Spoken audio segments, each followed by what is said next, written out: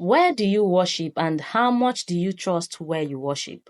The reason I'm asking is because this man, whose name is Jones, founded a religious organization which he named the People's Temple. Like every other religious organization, they started well, preaching things that are good, preaching against racism, oppression, and all that. So he attracted followers who were already tired of the mainstream religious organization.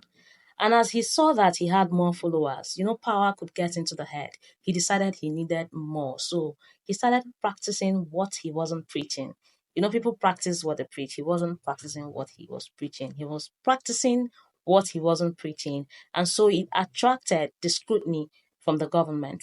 And to be able to avoid that scrutiny, he decided to relocate his organization. So he moved his members to a rural area and told them they needed to stay away from oppression, from evil.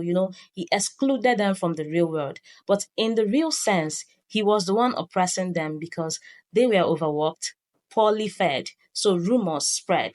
A congressman decided to visit Jonestown. That was what he named the rural area. And he went along with some journalists. When they arrived Jonestown, they were treated well until some members of the People's Temple decided to tell them that they wanted to live with them. That's brought about some suspicion. And in November 18, 1978, they decided to leave the Jonestown with those members who wanted to live with them. On their way home, they were ambushed by Jones' men. Some of them lost their lives, some of them escaped. And Jones knew that at that moment, more were going to come. So he told his members that enemies were coming to attack them. And the only way for them to be safe is by them taking their own lives. So he prepared a portion. They were guarded by armed men, and everybody, every member of his church took that portion for them to take their own life.